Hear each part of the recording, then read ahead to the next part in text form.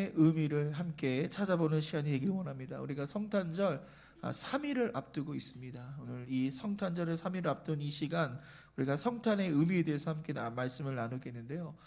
한 설문조사에서 사람들에게 물었어요. 크리스마스 하면 생각나는 것이 무엇입니까? 이렇게 물어봤더니 사람들의 대답이 3위가 크리스마스 캐롤이고 2위가 크리스마스 트리였어요. 여러분 1위 뭐라고 생각하십니까? 1위. 여러분 대망의 1위는요. 화이트 크리스마스예요. 여러분 눈 오면 눈 치우려고 얼마나 고생해요. 그렇죠?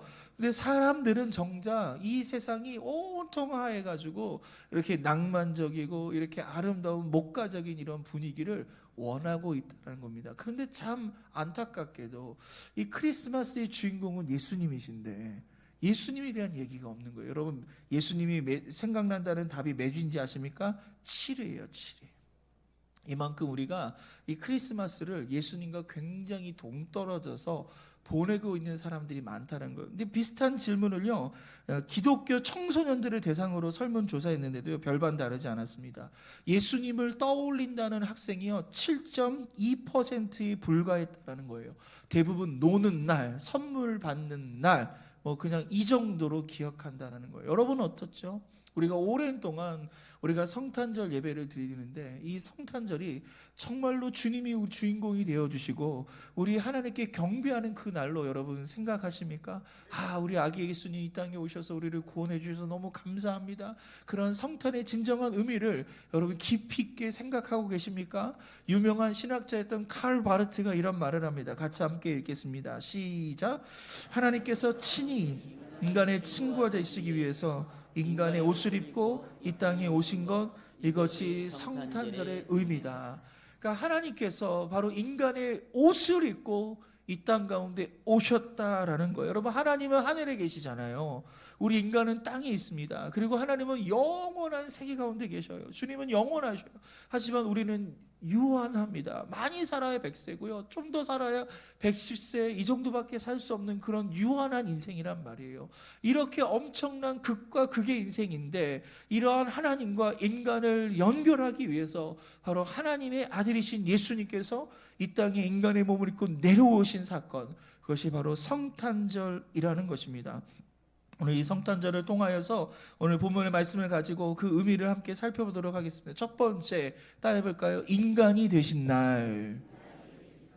성탄절이 어떤 날이라고요?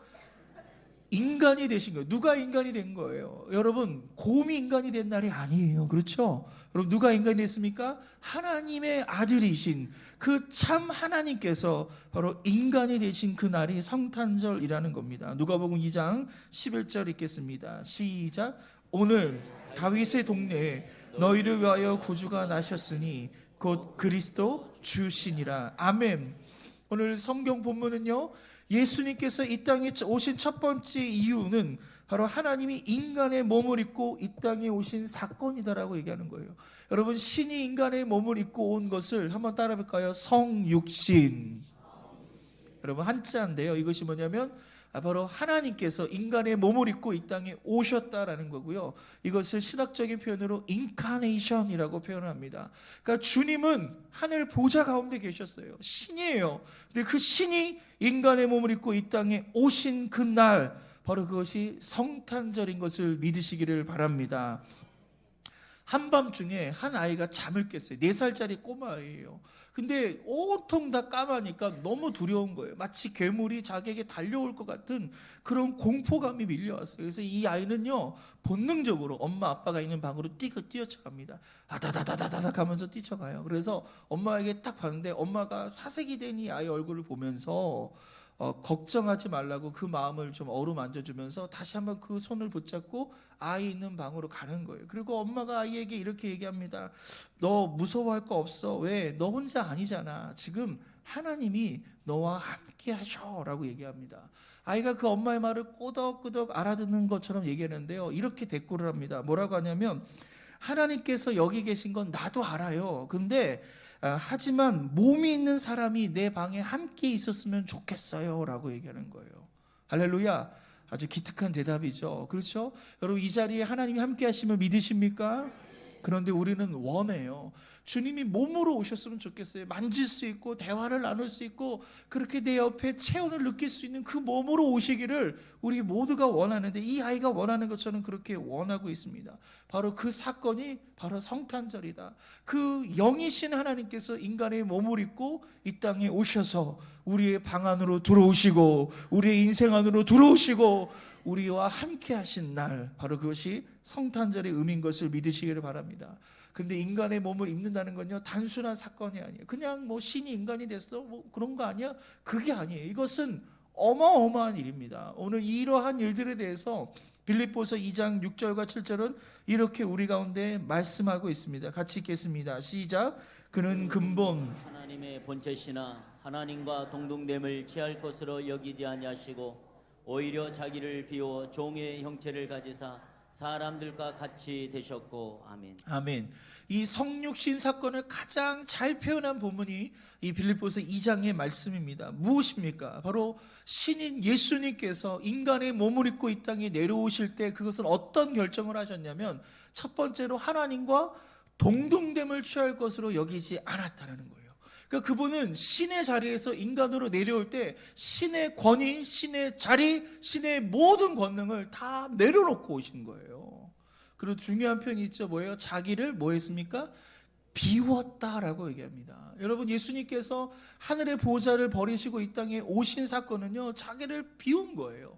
완전히 자기를 비우고 완전히 자기를 내려놓고 완전히 자기를 낮추신 사건, 바로 그것이 성육신의 사건입니다. 여기서 비우다라는 단어가 헬라어로요, 케노우라는 건데, 이 단어에서 어떤 단어가 나왔냐면 한번 따라해 볼까요? 케노시스.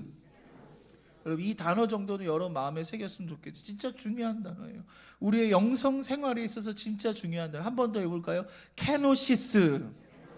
여러분, 이게 비움이라는 단어이라는 겁니다. 그런데 이러한 예수님의 케노시스, 곧 비움과 반대되는 그 상황이 이 빌립보서 2장 3절에 나와 있습니다. 같이 읽겠습니다. 시작. 아무 일에든지 다툼이나 허용으로 하지 말고 오직 겸손한 마음으로 각각 자기보다 남을 낮게 여기고. 여기 허영이라는 단어가 있어요. 이 허영이라는 단어 헬라어를 보니까 케노독시아입니다. 여러분, 흰색 글씨하고 노란색 글씨 다르죠, 그렇죠? 그림으로 보시면 됩니다. 그래서 앞에 있는 흰색 글씨는 케노, 밑에도 케노 같은 발음이에요. 근데 오른쪽에 있는 이 노란색 글씨만 다른 거예요. 이 얘기는 뭐냐면 이 두 개의 단어의 뿌리가 같다, 그 어근이 같다라는 거예요. 그래서 비움이라는 케노시스가 있고요, 허영이라는 케노독시아라는 것이 있습니다. 여러분, 케노독시아라는 것은요, 어원만 같지만 가짜예요. 여러분, 허영이라는 게 뭐죠? 여러분, 우리가 인생을 살아가면서 허영이 넘치는 이런 사람들을 우리가 주변에 보게 되는데요, 자신의 권리를 끝도 없이 주장합니다. 자신의 고집대로 행해야 돼요. 모든 것 다 자기 뜻대로 해야지 직성이 풀리는 이러한 사람, 과도하고 헛된 욕망과 그 자기 권리를 주장하고 그리고 고집을 피우는, 그래서 모든 것을 다 자기 뜻대로 관철시켜야 되는 이러한 과도한 욕망이 바로 케노독시아, 바로 허영이라는 단어라는 것입니다. 여러분, 이것은 우리가 예수 그리스도를 믿기 전에 우리의 모습이에요. 우리의 과거의 모습이다라는 것입니다. 성도 여러분, 예수 그리스도를 믿으십니까? 정말 예수님을 믿으십니까? 그렇다면 예수 그리스도를 믿기 전과 그 믿은 후에 우리가 뭐가 달라져야 될까요? 예, 우리는 예수 그리스도를 믿기 전까지는요, 허영에 빠져 있어요. 케노독시아 가운데 있었어요. 그래서 늘 자기 중심이었고요, 내 뜻이 관철돼야 되는 겁니다. 하지만 우리가 예수 그리스도를 믿은 다음에 우리는 주님을 따라가는 삶을 살아가는데, 그분은 어떤 삶을 사셨냐면 바로 하나님의 높고 높은 보좌를 다 버리셨어요. 다 자기를 낮추셨다라는 거예요. 그래서 우리의 인생은 주님을 닮아가기에 케노시스의 영성, 할렐루야, 자기를 비우고 자기를 낮추고, 할렐루야, 죽기까지 주님께 복종하는 저와 여러분 되기를 주님의 이름으로 축원드립니다. 예수를 그리스도를 믿으신 후에 우리는 케노독시아, 허영의 길을 계속 가고 계십니까? 아니면 케노시스, 우리는 비움의 길을 걸어가고 있습니까? 여러분, 어느 길 위에 지금 서 있으세요? 부디 케노독시아의 길을 버려버리고, 할렐루야, 케노시스, 자기를 비우는 길을 선택하는 저와 여러분 되기를 주님의 이름으로 축원드립니다. 오늘 이렇게 우리가 성탄절을 준비하면서, 이 성탄절을 맞이하면서 우리는 더 채우려고 하는 그런 욕망을 버리고, 더 높아지려는 이런 욕심을 우리가 내려놓고, 할렐루야, 더 낮아지고, 더 비우고, 더 겸손하고, 나보다 옆에 사람을 더 낮게 여기고, 그렇게 축복하고 세워주며 오늘 믿음 가운데 나가기를 주님의 이름으로 축원드립니다. 바로 이것이 성탄절의 첫 번째 의미예요. 우리가 진정한 성탄절의 의미를 깨닫는다면 우리는 절대로 교만할 수 없고, 우리는 허영을 부릴 수 없고, 할렐루야, 우리는 더 낮은 마음으로, 우리가 더 비우는 마음으로 하나님께 나갈 수 있게 되는 것을 믿으시기를 바랍니다. 두 번째로 바로 예수님을 주신 날입니다. 한번 따라할까요? 예수님을 주신 날입니다. 여러분, 이것이 성탄절이에요. 우리 말씀 볼까요? 누가복음 2장 11절입니다. 시작.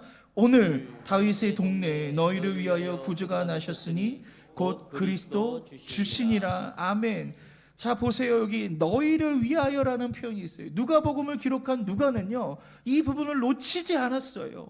예수님의 오심의 뜻, 예수님의 탄생의 뜻은 바로 나를 위한 거라는 거예요. 우리를 위한 사건이라는 거예요. 할렐루야.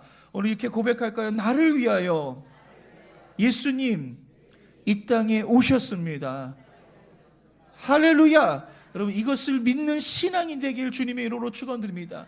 2000년 전에 일어난 그 사건이 그냥 2000년 뒤로 끝나는 것이 아니라 오늘 이 시간 나에게, 나의 상황 가운데, 나의 어둠 가운데, 나의 절망 가운데 우리 주님께서 우리의 방문을 열으시고 오늘 우리의 인생 가운데 들어오시는 날, 바로 그것을 믿는 것이 신앙이라는 거예요. 그런데 그냥 단지 2000년 전에 그래, 예수님이 이 땅에 오셨지, 그것을 아는 지식이 아니라, 그것을 아는 정도의 그런 어떤 신앙을 갖고 있는 것이 아니라, 여러분, 우리는 신앙을 가져야 될 줄 믿으시기를 바랍니다. 그래서 오늘 예수 그리스도의 성탄의 역사는요, 신학으로 우리 가운데 자리 잡는 것이 아니라 뭐요? 신앙으로 자리 잡아야 된다.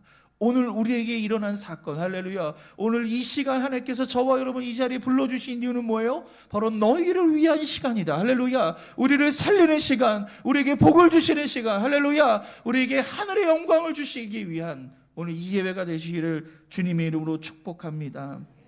오늘 예수님께서 우리를 주신 날, 예수님을 우리 가운데 주신 이 날을 가장 잘 표현한 성경이요, 요한복음 3장 16절입니다. 같이 읽겠습니다. 시작. 하나님이 세상을 이처럼 사랑하사 독생자를 주셨으니 이는 그를 믿는 자마다 멸망하지 않고 영생을 얻게 하려 하심이라. 아멘. 그리고 요한복음 3장 16절은 복음 중에 복음이에요. 가장 핵심적인 복음의 메시지를 담고 있는데, 이 메시지의 가장 강조점이 무엇입니까? 바로 하나님께서 우리를 사랑하셔서 독생자를 뭐 하신 거예요? 주셨다라는 거예요. 바로 우리에게 주신 사건, 할렐루야, 바로 이 성탄의 사건을 오늘 요한복음 3장 16절은 이렇게 말씀하고 있는 거예요. 여러분, 주셨다라는 건요, 교환의 의미를 갖고 있는 거예요. 우리가 교환할 때 가장 중요하게 보는 게 뭐예요? 그 가치라는 거예요. 자, 여기 펜이 있습니다. 얼마쯤 한다고 생각하십니까? 마트에서 사면요 1,000원 정도 하는 거예요. 그런데 제가 당근에 나갔어요. 그래서 이 펜을 사는데 이게 5만 원이라고 하는 거예요. 제가 이것을 5만 원에 사왔으면요, 우리 와이프한테 혼날 거예요. 그렇죠? 여러분, 이것을 절대로 5만 원 가치가 아니에요. 1,000원의 가치가 있단 말이에요. 그런데 1,000원의 가치인 거를 제가 5만 원 주고 사는 건요, 바보 같은 짓이에요. 근데 자, 보세요.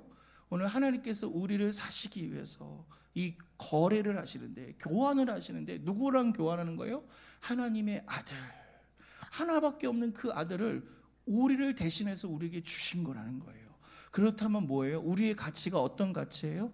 우리의 가치는 한번 따라할까요? 나는 예수님 짤입니다. 여러분의 가치는 예수님이라는 거예요. 할렐루야. 예수님은 우리를 대신해서 이 땅에 오신 거예요. 우리의 죽음을 대신해서 예수님이 죽으셨고, 우리를 살리기 위해서 저 영원한 생명으로 우리의 삶을 인도하신 것을 믿으시기를 바랍니다. 예, 때로는 우리가 세상에서 살 때는요, 여러분, 우리의 통장의 잔고가 우리의 가치일 수 있어요. 내가 살고 있는 아파트 다니는 자동차가 내 인생의 가치가 되고, 또 어느 때는 내 자녀가 공부를 잘하거나 좋은 데 취직을 하거나 사업을 잘하는 게 내 인생의 가치로 여겨질 수가 있는데, 여러분, 그런 세상의 가치 여러분의 마음을 빼앗기지 않길 주님의 이름으로 축원드립니다. 트럼프 대통령이 이런 얘기를 했습니다. 뭐냐면 생수를 마트에서 사면 1달러라는 거예요. 그런데 그 생수를 공항에서 사면요 4달러가 되는 거예요. 4,000원이 되는 거예요. 그런데 비행기 안에서 그 생수를 사려고 했더니 7달러가 되더라는 거예요. 여러분, 생수는 똑같아요. 뭐 성분이 다른 거 아니에요. 똑같은 생수지만 어디에 가느냐에 따라 그 생수의 가치가 달라지더라는 거예요. 우리도 마찬가지예요. 여러분, 세상에서 우리의 가치를 확인하려면요 우리는 한없이 낮아질 거예요. 그런데 여러분, 우리가 하나님 안에서 우리의 가치를 발견할 때 여러분, 우리는 예수 그리스도의 짤인 것을 믿으시기를 바랍니다. 그래서 우리가 세상에서 우리의 가치를 증명하려고 하지 마시고 오직 하나님 안에서 내가 이렇게 귀한 존재구나, 그 믿음감과 자존감을 가지고 우리가 세상 가운데 담대하게 나갈 수 있기를 주님의 이름으로 축원드립니다. 돈 없어도 기죽지 말고요, 할렐루야, 빼앗겨도 여러분 속상해하지 마시고, 우리에게는 하나님이 있잖아요. 우리에겐 예수님이 계시잖아요. 그 믿음 가운데 담대히 살 수 있기를 주님의 이름으로 축원드립니다. 할렐루야. 바로 이것이 복음이에요. 복음이 살아있는 사람들은요 바로 예수님이 내 안에 있다는 그 한 가지만으로요 세상 그 모든 것과 비교할 수 없는 그 마음의 평안과 그 감사와 그 가치를 우리가 갖게 된다라는 것입니다. 할렐루야. 두 분의 훌륭한 목사님이 계셨어요. 두 분은 절친이었어요. 아주 오랫동안 함께하면서 목사의 역할을 참 감당했는데, 근데 한쪽 목사님은요 아이가 5입니다. 여러분, 제가 셋인데요 그 고생을 지금 톡톡히 하고 있어요. 제가 왜 이렇게 말을 안 듣는지. 아이가 머리가 커졌다고요. 그렇게 말 이쁘게 잘 듣던 아이들이 중학교 고등학교 되면서 말을 안 듣는데, 이 목사님은 5이나 낳은 거예요. 그러니까 얼마나 속상하고 얼마나 괴롭겠냐 말이에요. 근데 또 한 목사님은요 아이가 없는 거예요. 원하는데 하나님 주시지 않았는지, 어떤 이유인지 모르겠지만 이 목사님은요 자녀가 없습니다. 그래서 한참을 서로 얘기하다가 자녀가 없는 목사님이 이 자녀 5 있는 목사님한테 정색을 하고 이렇게 물어보는 거예요. 야, 너 5 중에 나 하나 줄 수 있어? 이렇게 물어본 거예요. 근데 이 5 갖고 있는 이 목사님이 뭐라고 하냐면 줄게, 그런 거예요.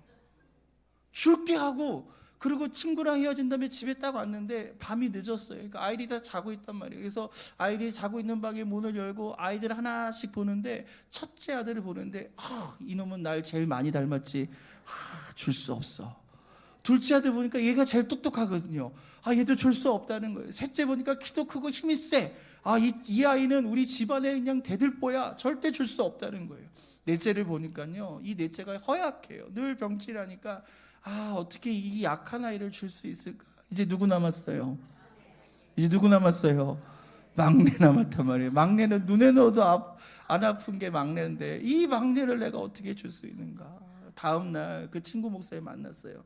야, 미안하다, 줄 수 없다.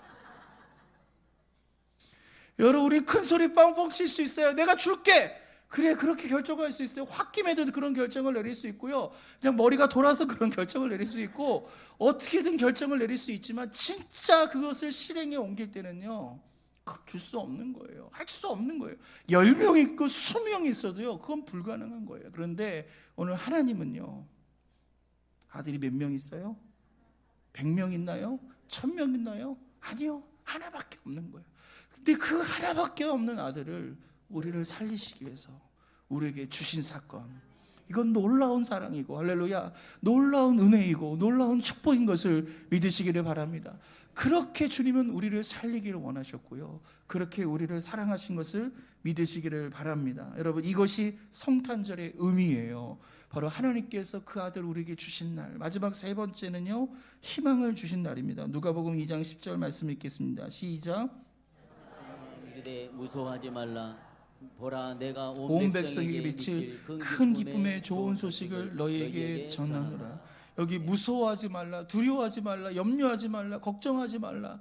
여러분, 우리가 이 세상에 살면서 얼마나 많이 듣는 이야기고 우리가 얼마나 많이 이 단어를 붙들고 산지 모르겠어요. 그런데 그렇게 두렵고 염려하고 걱정하고 이러한 삶 가운데 오늘 주님이 오셔서, 여러분, 주님이 오신 그 성탄의 의미가 뭐라는 거예요? 더 이상 무서워하지 말아라.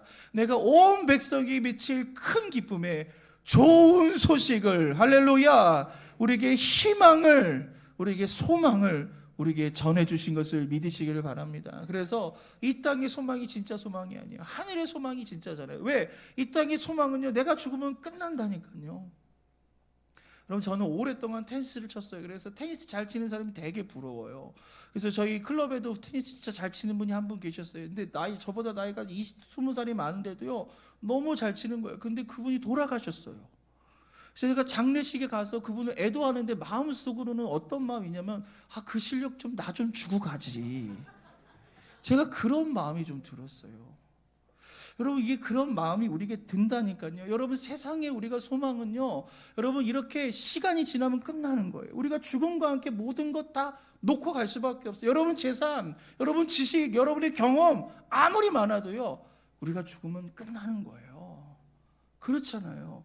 그래서 이 세상은요, 영원한 소망이 될 수 없다. 오직 예수님께서 주신 소망만이 영원한 소망인 것을 믿으시기를 바랍니다. 오늘 자 보세요. 지금 두려움 가운데 있는 목동들에게 오늘 예수님이 도착하신 거예요. 그 도착의 소식을 천사가 전하면서 더 이상 두려워하지 말아라, 염려하지 말아라 라고 선포하십니다. 오늘 이 패턴이요, 예수님께서 공생에 사역하시는 동안에 계속 반복됩니다. 그러니까 예수님이 도착하시면 그 모든 절망이 사라지고, 예수님이 도착하시면 죽음의 영이 떠나가고, 할렐루야, 예수님이 도착하시면 희망이 샘솟고 사랑이 넘쳐나는 이 놀라운 축복인 거예요. 그래서 성탄은 예수님께서 이 땅에 도착하신 날 아니에요. 그 도착을 통해서 우리의 모든 저주는 끝난 거예요. 할렐루야, 죽음은 끝난 거예요. 어둠은 떠나간 거예요. 오늘 주님 안에 이러한 소망을 선포하며 나가기를 주님의 이름으로 축원드립니다. 요한복음 11장 21절과 22절을 읽겠습니다. 시작. 마르다가 예수께 여짜오되 주께서 여기 계셨더라면 내 오라버지가 죽지 아니하였겠나이다. 그러나 나는 이제라도 주께서 무엇이든지 하나님께 구하시는 것을 하나님이 주실 줄을 아나이다. 아멘. 여러분, 마르다와 마리아, 그 오빠가 하나 있었죠. 이름이 뭐죠? 나사로였어요. 근데 나사로가 죽었어요.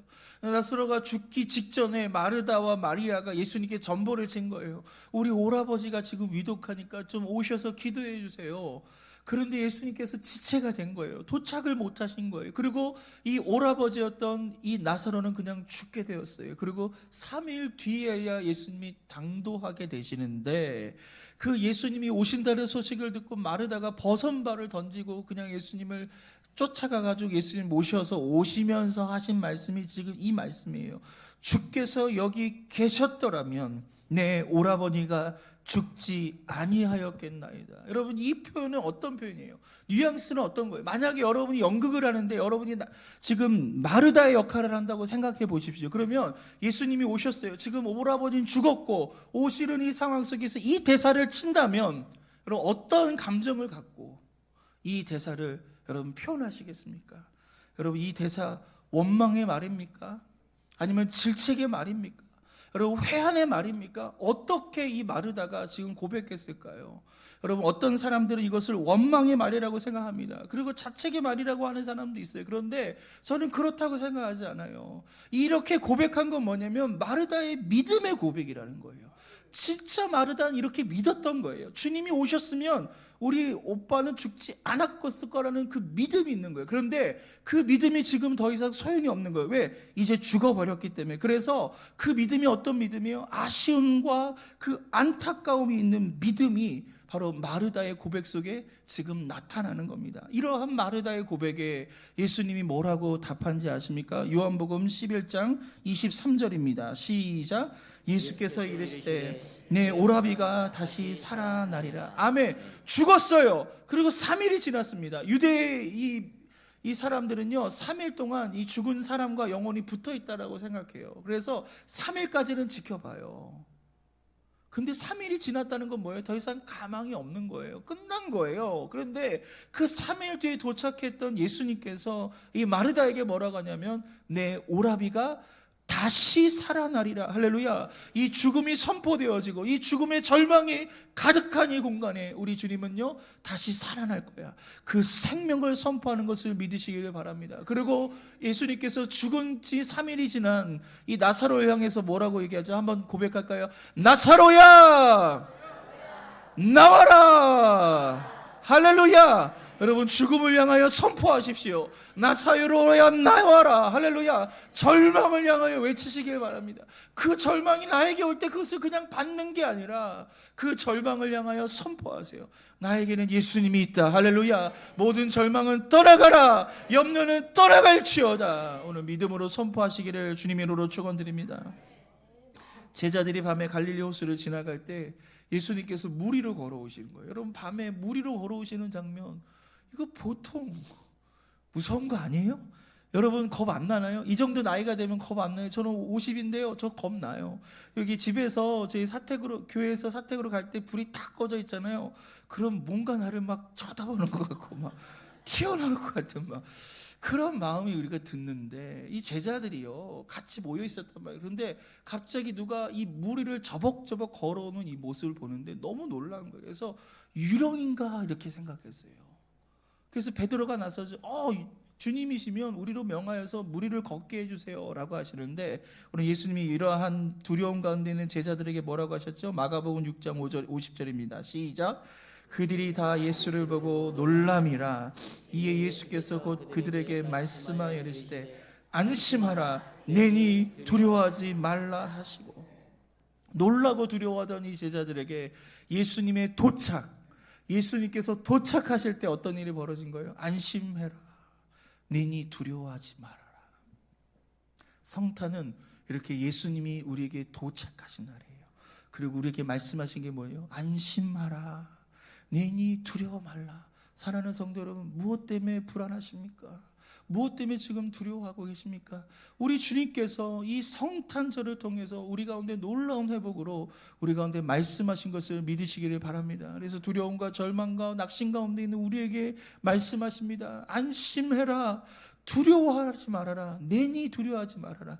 우리 주님의 귀한 음성을 들으시기를 주님의 이름으로 축원드립니다. 이제 3일 뒤면 성탄절입니다. 미국에 보니까요 성탄절 예배를 점점 안 드리는 교회가 많아지고 있어요. 성탄절 날 예배를 안 가요. 교회도 문을 열지 않아요. 성탄절은 그냥 노는 날이에요. 그래서 요즘에는요 여러분 헐리데이라는 표현을 씁니다. 뭐예요? 그냥 휴가예요. 공휴일이라는 이런 표현을 씁니다. 메리 크리스마스라고 그러기 인사를 잘 안 하는 게 요즘 미국인데 우리도 비슷한 것 같아요. 성탄절 노는 날이에요. 쉬는 날이에요. 여러분 성탄절이라는 뜻이 뭔지 아십니까? 여러분 영어로 메리 크리스마스가 성탄절인데 이 메리가 기쁘다라는 그런 뜻을 갖고 있고요. 크리스마스의 앞에 크리스는 크라이스트 바로 그리스도, 그다음에 마스는 미사라는 뜻이에요. 여러분 캐톨릭은 여러분 예배를 미사라고 얘기해요. 그렇죠? 이 미사가 이 마스라는 뜻이에요. 그러니까 성탄절은 어떤 날이에요? 우리 아기 예수님, 우리를 구원하시기 위해 이 땅에 오신 그 아기 예수께 우리가 경배하는 날이 성탄절이다. 할렐루야. 노는 날 아니에요. 할렐루야. 쉬는 날 아니에요. 늦잠 자는 날 아니에요. 하나님께 경배하는 날. 여러분 다 나오세요. 할렐루야. 쉴 생각하지 마시고 여러분 하나님께 우리가 경배하며 나가길 주님으로 축원드립니다. 오늘 우리 성가대 찬양 너무 은혜 많이 됐죠. 근데 이러한 찬양이 세트로 준비되어 있어요. 칸타타를 하는데 이야 매주 그냥 2시간씩 그냥 강행군을 하고 있어요. 합숙 훈련은 안 하세요? 정말 여러분 은혜로운 이 칸타타가 되기 위해서 정말 열심히 준비하면서 이렇게 준비하는 이 성탄절 예배, 여러분 은혜롭게 우리가 하나님께 경배하고 또 우리 교회학교 아이들의 발표도 있고요, 은혜로운 말씀도 준비되어 있고 끝나고 또 떡국이 또 준비되어 있어요. 우리 식당에서 같이 이렇게 떡국을 먹으면서 함께 교제하면서 우리가 이 성탄절날 우리를 위해 이 땅에 오신 그 아기 예수께 우리 동방 박사들이 귀한 보배합을 하나님께 드렸던 것처럼 이 목자들이 아기 예수 오신 것을 경배했던 것처럼 우리가 무릎 꿇고 기도했던 것처럼 저와 여러분이 이 성탄절날 정말 의미 있는 예배를 하나님께 드릴 수 있기를 주님의 이름으로 축원드립니다. 오늘 성탄의 그 주님이 그냥 신학이 아니라 지식이 아니라 어떤 사건으로 과거의 그 경험이 아니라 오늘 우리에게 오시는 오늘 신앙의 역사가 되기를 주님의 이름으로 축원드립니다.